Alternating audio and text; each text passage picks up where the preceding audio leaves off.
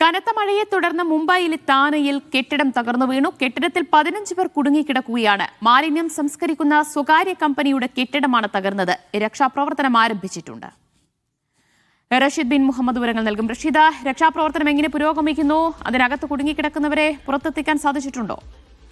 ഇവരെ കണ്ടെത്താൻ സാധിച്ചിട്ടില്ല എന്നുള്ളതാണ് അറിയാൻ സാധിക്കുന്നത്. 15ഓളം തൊഴിലാളികളാണ് ഇപ്പോൾ ഈ കെട്ടിടത്തിനകത്ത് കുടുങ്ങിക്കിടക്കുന്നത്. മറ്റൊന്ന്, ഈ നഗരസഭയ്ക്ക് വേണ്ടി മാലിന്യം സംസ്കരിക്കുന്ന ഒരു സ്വകാര്യ കമ്പനിയുടെ ഒരു കെട്ടിടത്തിന്റെ ഭാഗമാണ് പൊളിഞ്ഞ് തകർന്നു വീണിരിക്കുന്നത്. അതുകൊണ്ട് തന്നെ ഈ മാലിന്യത്തിന്റെയും കെട്ടിടത്തിന്റെയും ഇടയിലാണ് ഇപ്പോൾ ഈ 15ഓളം തൊഴിലാളികൾ കുടുങ്ങിക്കിടക്കുന്നത് എന്നുള്ളതാണ്. മാലിന്യ കൂമ്പാരം വലിയ തോതിൽ ഉള്ളതുകൊണ്ട് തന്നെ ഇവരെ കണ്ടെത്തുക എന്നുള്ളതും ഏറെ പ്രയാസമായിട്ടുള്ളതാണ്. എന്തായാലും ഈ സ്വകാര്യ കമ്പനിയിൽ ജോലി ചെയ്യുന്ന തൊഴിലാളികളാണ് നിലവിൽ കുടുങ്ങിക്കിടക്കുന്നത്. അല്പസമയം മുമ്പാണ് ഇത്തരത്തിലൊരു ദാരുണമായിട്ടുള്ള അപകടം ഉണ്ടായിട്ടുള്ളത്. താനെയിലെ വിവിധ മേഖലകളിൽ ഇതിനോടകം തന്നെ ശക്തിയായിട്ടുള്ള മഴ 2 മണിക്കൂറിനുള്ളിൽ ഉണ്ടാവുകയും ചെയ്തിട്ടുണ്ടായിരുന്നു. ഇതിൽ ഈ കെട്ടിടത്തിന് ഇത്തരത്തിൽ ഗുരുതരമായിട്ടുള്ള പാളിച്ചകൾ സംഭവിച്ചു എന്നുള്ളതാണ് ഇപ്പോൾ അറിയാൻ സാധിക്കുന്നത്. എന്തായാലും ഇതുമായി ബന്ധപ്പെട്ട രക്ഷാപ്രവർത്തനം പുരോഗമിക്കുകയാണ്. നിലവിൽ JCB ഉപയോഗിച്ചുകൊണ്ട് ഈ കെട്ടിടത്തിന്റെ അവശിഷ്ടങ്ങളൊക്കെ